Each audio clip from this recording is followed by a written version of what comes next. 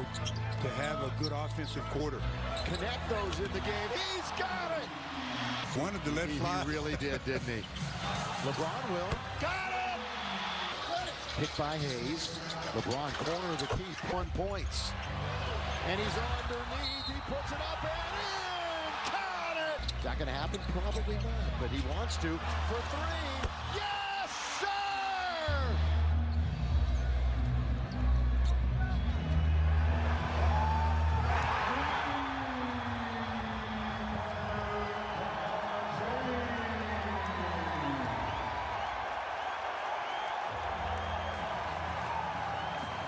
Here at home to start the year. LeBron down the middle. He goes. Give it up. Throw it down. We're early in the 4th. LeBron James again. Another attempt up by 12. Year 22. Year 22. Good job by LeBron making him pick up his position. Swing that motherfucker to me. Let's make 10 in a row. You want you to pull up contested too? Swing, motherfucker. Just jumped over the top. Boy, DeMar has just really, oh, look at this pass and flash and score! Shot clock at 5, at 4, at 3. LeBron, the jam! LeBron right back. 2-man game. AD leads in. LeBron holding the basketball. LeBron bounces. AD goes to the rim. Basketball. LeBron to AD, gonna try a 3. Got it! By Anthony Davis. The assist goes to LeBron and AD. Watch it fall.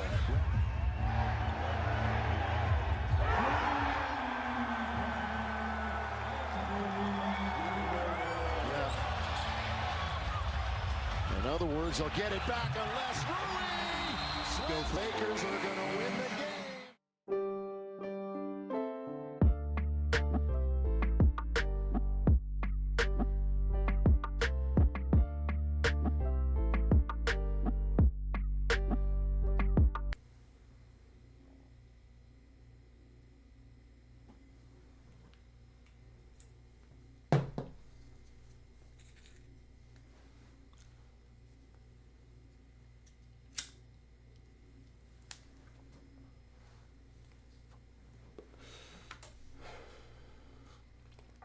Man, that Sabonis pack is hitting different.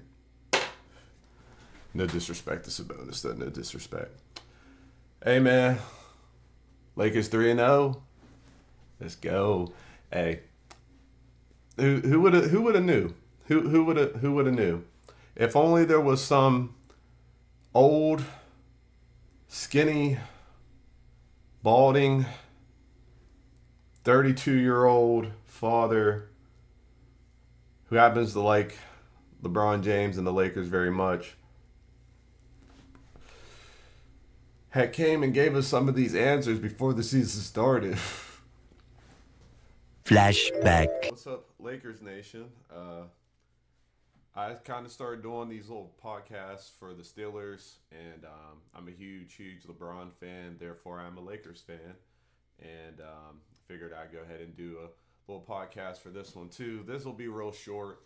I don't have a whole lot of insight on this season. I'll be honest with you. I've been really locked into football, but it is opening night, and I had to get on here and get on the record before the first game is played and say not only do I think my Los Angeles Lakers, my LeBron Lakers, are going to not only make the playoffs this year, I don't see them being any lower than the 6th seed. I know the West is stacked.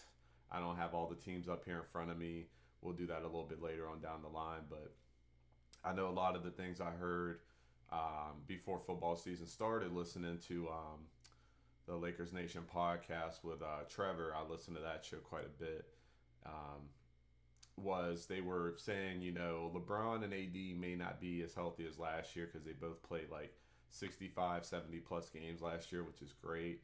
But I don't think we're going to have as many injuries throughout the rest of the team like we did last year. I don't think we're going to have so many lineup issues like we did last year. I don't think we're going to have so many, unproven guys like we did last year. Pretty much the entire team has returned. There's a big story about us not making any free agent signings, and it is what it is. Rory missed a good chunk of the season to start last year. Vando missed the start of the season, came back for a little bit, missed the rest of the season. Christian Woods didn't get as many games in as what I know he would have liked. And Torian Prince was getting a lot of run. D'Lo got benched at one point. Austin Reeves got benched at one point. AD was out there scoring 45 points and 15 rebounds just to keep us afloat. LeBron was, dropping 30 and 13 just to keep us afloat for a stretch there. Last year was a bit of a rough year as far as everything around our superstars. Superstars finally were healthy again, and just everything else kind of was a bit unfortunate, but that's about it. The game starts in about a half hour, so I want to go ahead and get this out here so it can be out before the game actually starts. But I do think that the Lakers are going to win 50 games this season. I don't think that's a far stretch. I think we won like 46 last year. I expect us to be better. So I want to say 50 wins. We're going to get 50 wins, and we're not going to be any lower than the 8th seed. And we've already seen a very similar version of this roster go all the way to the Western Conference Finals, go toe-to-toe with the Joker. Unfortunately, we didn't win, and then we just happened to catch him early last season. So I think we could be a tough out. I think we can make things real scary for a lot of these top-end teams. So let's go Lakers. Let's go Bron. Let's go AD, the rest of the guys. And let's win some games. Let's make this a fun year. All right, I'm out. Hey, man, but I digress. I already knew that this team was going to be much better than last year based on JJ alone. I know it was unproven, but you can just see in some of the ways that people talk and go about their business. And most of all, their passion. Their passion. Your passion always stands out on top of everything. Sometimes you might not be the best at this. You might not have the most experience at that. But if you got it in your mind that you're going to succeed and that you're going to figure it out, you will. A lot of times things are just a state of mind, a pursuit, a passion. Can be things that get you there faster for sure. But even some things that you may not be interested in or think you can't do, mind is a powerful tool, man. It can do a lot more than what you realize. But we ain't going to get all philosophical and shit, man. Our Lakers are 3-0. I want to talk about these last couple games because the first game of the season against Memphis, I should have did a video right after that. It's kind of in the rear view a little bit now. But I think our guys came out early and made a statement. I don't think, not Memphis, but Minnesota. I don't think Minnesota's as good as they were last year without Cat. I mean, DiVincenzo brings a lot to the table. Randall brings a lot to the table. But I think Randall's a bad fit. And DiVincenzo, I believe he comes off the bench for them. His role is going to be limited. So let's talk about this last game, though. I'll bring up the numbers here.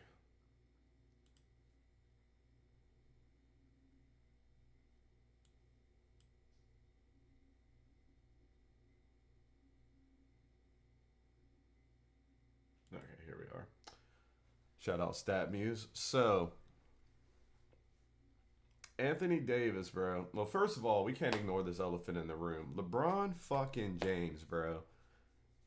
After two games, people were saying this man was washed. 2 games where he scored 16 and I think he scored 21. Oops. So, I mean, he laid all that to rest. 32 points, 16 in the fourth quarter. I think he had, I can't remember how many points he scored in a row. He assisted a couple buckets. He accounted for like 21 points in the fourth quarter. Absolutely crazy. Absolutely went off. Hit like 2 threes, 3 threes. Had a pass to AD. I think he had 2 passes to AD. 1 for a layup, 1 for a 3. The 3 was to seal the game. I mean, what more can you say about LeBron James? You're 22. He'll be 40 in December. He's the king. He's my king. He should be your king too. there's just, if you say you see a basketball player that's better than LeBron James, you're lying to yourself.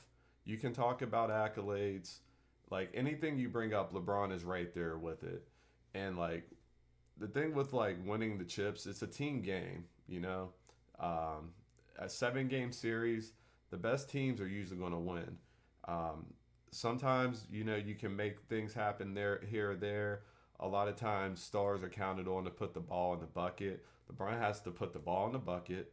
He has to assist. He has to rebound. He has to guard the best player, and he has to make the game-winning shot. Like he has to do like people say he has to literally do everything for him to qualify for the same things that people have to do less for. So I think all that's bullshit. LeBron James is the best. He's the GOAT. He's still the GOAT. He's still like you might take like maybe I say maybe 2 or 3, maybe 5 at the most players over LeBron in the NBA right now. But when he's cooking, man, he's cooking. Like it's just undeniable. But anyway, let me hop off his meat for a second. LeBron James had a monster game. Really brought us back after Sacramento tried to go on a run and put us away. Anthony Davis, 3 30-point games in a row to start the season. Crazy shit. I think he's leading the league in scoring right now. If he's not, I don't know who is. But he's got to be up there. 30 points a game.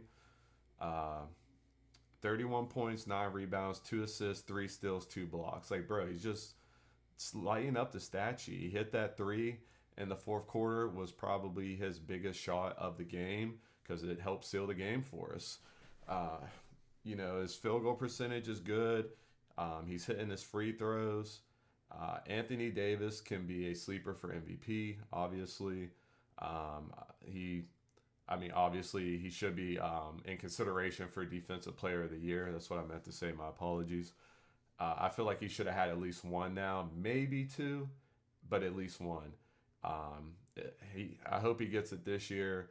MVP would be amazing. I would love to see Anthony Davis get the MVP and the Defensive Player of the Year in the same year, like Giannis did a few years back when they lost to Miami in the first round. But Defensive Player of the Year it's owed to him at this point. Like he's gotta get it this year. And I don't mean that like he's got to go and get. I mean they need to fucking give him this award because they've been playing him. So anyway, moving on. Anthony Davis has been balling out, but Rui Hachimura has been playing really aggressive. He's came out this game. He had 18 points, had a few dunks. He's trying to dunk on people. He's shooting some threes. He's knocking some threes down. He looks confident out there. He realized that if I can sit down and anchor in the paint, I don't have to chase these little guys around on defense. So a lot of times you'll see him, similar to what Darvin did last year. He'll have him anchor a big man. Anthony Davis will kind of roam, and the guards will chase everybody around. So that's been working. Shout out Rui. I think he's been playing very well to the start of the season. Austin Reeves has been very good. He had 26 against Phoenix. He really kept us in that game because Phoenix was just hot. They were making everything. And Austin Reeves is a big part of the reason why we won the game yesterday, because this is the second night of a back-to-back, which makes all of this in context even crazier, that LeBron and AD put up these numbers that they did.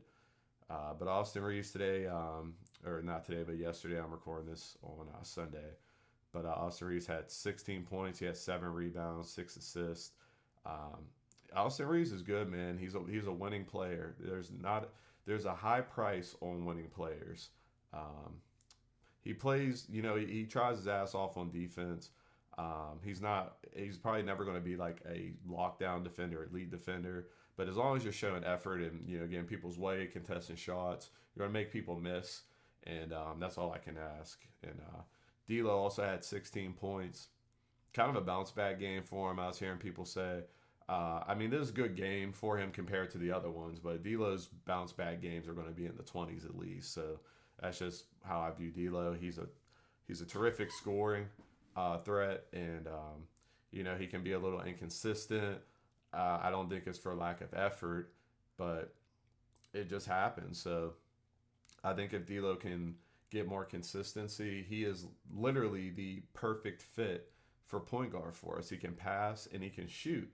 That's literally what we need. If he could play defense, he would be like just perfect, like unbelievably perfect. But I mean, that's asking a lot when you already have two superstar players on your team. You know what I mean? So D'Lo, he had a good game. He made some threes, which was good to see. He had 16 points. All of our starters had 16 points or more. So they had a really good showing on offense. Don't connect. This dude's going to be a problem. I see his minutes only increasing. He got 20 of them today, scored 10 points, went 2 of 5 from the 3-point line. Bro's a baller. Like, dude's a baller. I watched a video on him early in the summer when he was coming out of Tennessee, and you could just see it. Like, if this dude remains confident, he's going to be a problem. And he has. So, don't connect. I'm looking forward to see him do big things. I think he's going to get more and more involved in this offense, even when Vando comes back, even when Christian Woods comes back. I think the sky's the limit for this guy. I think he already hit the ground running. I think he's just going to keep getting better from here. Max Christie, he's been struggling on offense, but offense ain't the whole game. You got to play defense too. And a lot of times with him being a bigger body, I think he's technically a wing. Yeah, he is a wing. He's going to draw the assignments on some of these freaks like Kevin Durant and, people that are just monsters. So, like, he's competed. His shot's not falling, but as long as he keeps with it, it'll fall. He'll get going. And it's only 3 games. So anybody who's, you don't want to get too high, too low. He's not shooting it good, but he can turn it around, no problem. Jackson Hayes, as his numbers might not always say it, but Jackson Hayes has been balling. He is just that high energy, high motor guy. Watching him finish lobs is really entertaining. It's like they throw the ball up to the ceiling, or even if he catches, 2 steps to the basket. When he goes straight up in the air. And it's like, is he going to make it to the basket? And he does. And it's just, he gets up so high and he just comes crashing down. Boom. And it's fun to watch. He's an underrated passer. You see him play a lot like how the offense is running the ball through AD up on the post. You'll see Jackson Hayes doing that same shit, dribble handoffs or bounce passes into the lane. Dude's got basketball IQ. I give him credit. He's a young guy, and I think he's been playing good, so I'm happy for him. Gabe Vincent was somebody I was kind of low on, to be honest with you, even before he got hurt last year. I wish the best. I hope he's going to ball out for us and have a good season. We all know what happened last season, so we won't talk about that. And after the first game, I was like, eh. After the second game against Phoenix, I was like, eh. And after last night's game, I'm like, I'll give him a shot. He's off my shit list. He never really did anything to deserve to get there in the first place. I just thought it wasn't, the money we gave him was kind of wild considering what he did in Miami. And I could see what the Lakers were seeing in him, but I saw that in Schroeder, who had already done it. So I was kind of biased. I will admit that. So, I'm not going to hold anything against Gabe Vincent. I think he is also a hustle guy. I think he is good with going around screens, going over screens, going under screens, whatever you need him to do. He can come in when D'Lo's not playing good, and he can run the offense, which is very, very undervalued. You have somebody to let your superstars not have to do everything and kind of let them get to their spots. Facilitate, set screens, do the dirty work, play defense, run back on defense. If they get the rebound and try to leak out, all that stuff adds up. Everything adds up.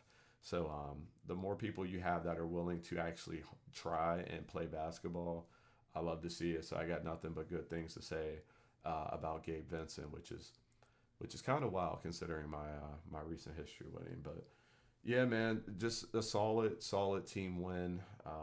Our guys really came to play, and I only expected to get I only expected to get better. I didn't realize this shit was gonna play. Where was I going with that? That shit kind of threw me off. Solid win there, and let's see what I want to do here. Some tweets. So this is one thing, bro. Twitter is so awful now, but it's so great at the same time, because I see some of the most unhinged sports related shit and I always wished I could kind of share it with motherfuckers, but I never really knew how. And like just some of these tweets, like I just looked up Lakers and it didn't disappoint. I think this is the furthest I got before it started going into some really wild shit. So we'll keep going. We'll scroll back up. But Baron Davis, I saw this yesterday, obviously, when he tweeted it, but this was after we went 2-0. He said he ran into JJ at the car wash. He had his laptop watching film. Players coach, Lakers are in great hands. And I could see it because JJ seems kind of maniacal. He seems like a nut in a good way. Pause. But like just a basketball junkie. And I think, like I was talking about earlier, his passion for the game, I think is going to carry him to heights that a lot of people didn't see coming for us. So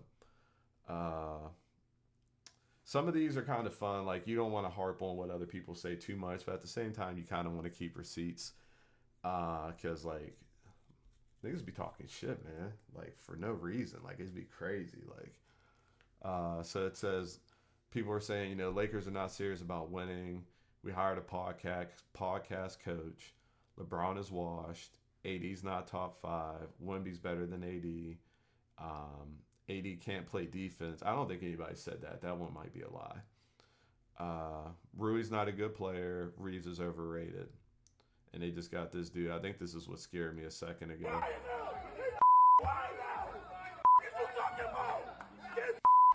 Yeah, that's what did it. You got Rui. I mean, he loves LA. Keep the man. Lakers are 3-0 since replacing Darvin Ham with JJ Redick. Obviously, and I thought this was kind of cool. I'll listen to this a little bit. Now, it's very obvious that you've played zero high-level basketball, and you do not understand the requirements of doing that. And I do mean that in a nice way. Okay. I'll respond in a second. No, hold on. You bring up Zion. Yeah. Basically, with this, he was just going in on these niggas for like, y'all sit up here and talk all this shit. Y'all know what you're talking about, and they were like questioning Kawhi Leonard's like if he's actually hurt and all that stuff, you know, sports media. And he's basically like, when I was in the league, I seen this dude doing all this work to try to get ready to come back from the injury he had then. He is like, you guys questioning for this injury, you act like he didn't have like a torn ACL and a torn quad just a couple years ago. He was like, basically like, you waking up in the morning and rolling your ankle ain't the same as this dude who plays basketball for a living, who's tore multiple muscles in his leg, getting a sprained knee. Like, it's different. So he's basically calling them out on their shit, which is very respectable. And you could tell he feels for the players because he's literally a player. Like, he just retired not that long ago. So, like, you know, and he wasn't the best athlete, but he knows what he's talking about. That's basically what I'm saying. Like, he feels for the players because he was in their shoes. AD. I remember this commercial too. Great! How are you? It looks like you haven't slept in a week. I think I've got it! The pick and roll? It's the Pythagorean theorem in reverse! That's some goofy shit. I didn't expect it to be so loud. Tough way to start, but find a way to get it done. LeBron, Ramon James. Minnesota, Phoenix. That was a little zesty, but we'll let that slide. Triple-double Bron, man. Just crazy, but 32, 12, and 10 was what his numbers were. And this got to be fake. This got to be fake. No hands in pockets. As somebody who has their hands in their pockets a lot, I'm very condescending when I say this. Or not condescending, contradictory. But I ain't the coach for the Lakers.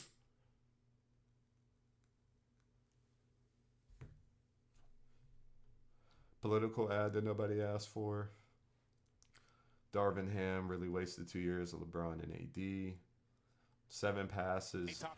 This is what I was talking about earlier when it comes to coaching, bro. Like, don't get me wrong, the players got to play. But there's ways to make the job easier, and sometimes you make the job harder. Like, it's just that simple, and I'll leave it at that. But Lakers guru, I like this guy. 7 passes in 11 seconds, flare screens, back cuts for pocket bounce passes. Who the hell is this team? Just out of this action here, it gets them a wide open layup Durant does not or see dunk. defenders. It's I really, can't remember. when they talk about a make or miss league, Kevin Durant embodies that because there's not a lot of defense that can contest those types of shots. The average wrist height on his release over 9 feet. Back to AD, Second best in cut, the league, only bounce pass, layup. higher as Reeves lays it in on the back. Like it can really be. I don't want to say that simple, but you can make it easier. 30-point triple-double, AD with 3 straight 30-point games. So AD this season has 31-9, 2-2, 35-8, 4-2, 36-16, 4-3.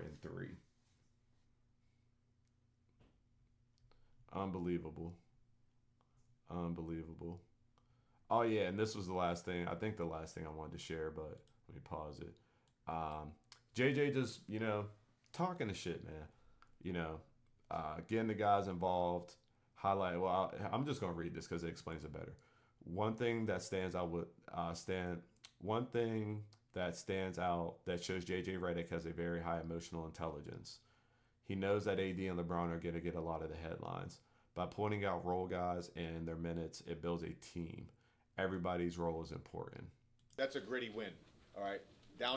By the way, this was after the Phoenix game, which will be very obvious in a second. 22, flat, coming out. They're making everything. All right. We talked about trust earlier this week. Okay. That's a game that builds trust. Builds trust in each other. Jax, I thought you were great tonight. All right. Some nights it's your night. Some nights it's not your night. But the important thing is we got somebody stepping up. Okay. We got somebody stepping up. AR, way to hoop. Gabe, great minutes. All right? Tomorrow night, it's going to be somebody else's night. All right? That's what a team is, right? All right. Good fellas, man. Bring it in. Together on 3, 1, 2, 3. Together. I'll say it again. This motherfucker's kind of intense, ain't he? Like, what the hell? But I like it. I mean, he's a smart guy. He knows what he's doing. But I don't know. This dude's got some type of aggression to him at the same time. It's kind of wild. But that's our coach. That's my coach, man. I like him.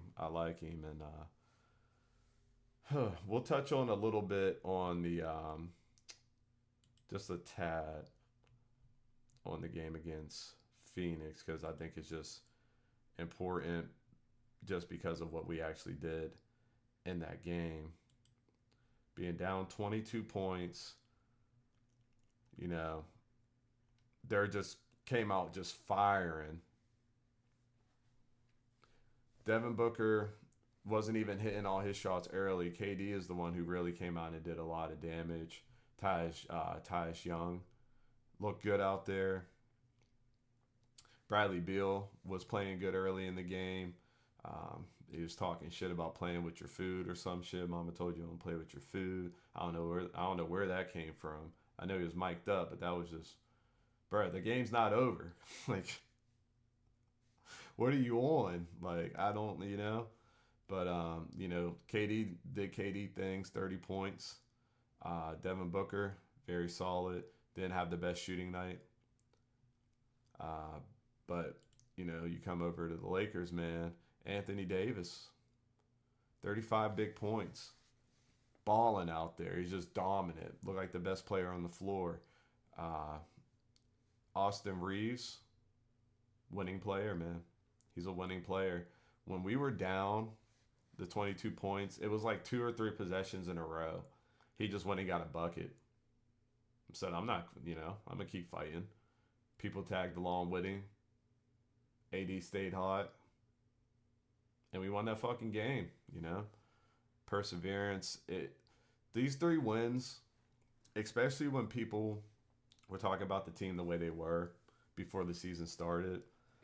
Play-in team, 9th, 10th seed. We're just not good. They can say what they want. It's their opinion. That's fine. It's just not true. It's just not true. When you got LeBron and AD, you should be a lot better even than we were last year. And my last video, I talked about a lot of the dumb shit that happened last year. D'Lo got benched. Austin Reeves got benched. Cam Reddish was starting games. Taurean Prince was starting games. 3-guard lineups. No timeouts. No offensive sets. AD says sometimes it looks like we don't know what we're doing. The coaches are like, yeah, I disagree. That's bullshit. We know what we're doing.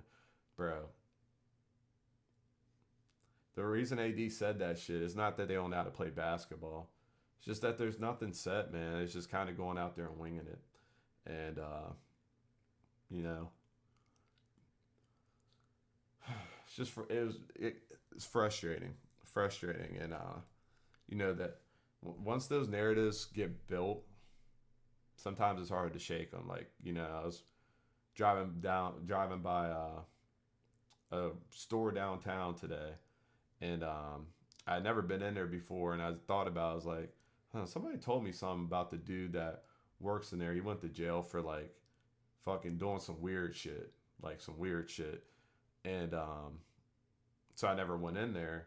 And I was like thinking, like, you know, people could say stuff about anything like that. You could say, hey, that, you know, you might not like them, or they might be your competition. You're like, yeah, that dude over there, he be on some shit. He be doing some shit. And you'd be like, oh, word. And then that person, you know, they feel that way. And then somebody asks them about it, or if it comes up in conversation, like, oh, yeah, that dude be on some weird shit. And the next person's like, word. And then, like, it just spreads. And then the next thing you know, that fucking business dies. This dude might not have done nothing, but, you know, it might have been a weirdo that fucking spreaded the rumor in the first place. You know what I mean? Like, I don't know. It's just wild how shit works like that. So this team is, you know, I don't think they're going to be the number 1 seed or nothing like that. But I honestly do think we're going to be top 4. I said that last time. I don't see us no lower than 5th. We're going to be top 4. We're going to win 50 games plus. AD's going to win Defensive Player of the Year. MVP, I don't know. I think Luka's going to win it this year. I am a Luka fan, so that's part of me being a little biased there. But I say Luka's going to win MVP. Anthony Davis will win the Defensive Player of the Year. And AD, LeBron, they're both going to be, you know, first team. Obviously, it's going to be a good season. And I don't see any reason why we can't make a deep playoff run this year. I really want to say that we're going to win it this year. I'm not saying that we won't. I just want to see us get past the first round, you know what I mean? So 2 years ago, we went to the conference finals. If Denver wasn't an absolute juggernaut and just knew the best ways to beat us and some of our flaws with how we played the game and the game was coached, we would have won, you know. Whoever was coming out of the West year before last was winning the chip. So that could have been us. So there's no reason we can't go out there and give it our best shot to win the chip this year. I don't know exactly what we need. A lot of people are high on OKC. I think a lot of teams took a step back, so I could see that. You know, the Clippers, Denver Nuggets getting Russell Westbrook and losing KCP, Minnesota, Dallas. I don't think any of those teams are going to be as good as they were last year. They're still going to be good, but I think they're going to be a little bit worse than they were last year. So OKC kind of becomes that front running team because they kept their team together. They got rid of Jay Giddy or whatever his name is, and then they got my man, the GOAT, Bald Eagle, Alex Caruso, man. So that alone should make them title contenders, getting Alex Caruso. So I think I'm going to end it on that, man. I just wanted to kind of get on here and talk a little bit of shit about my Lakers. They're 3-0. I can't remember who we played next. I think we start like a 5-game road trip here soon, but I don't see any reason why we can't, you know, go like 4-1 in that trip. I don't have all the numbers and stuff in front of me. I'm trying to go off memory of stuff I saw and listened to from earlier today while I was at work.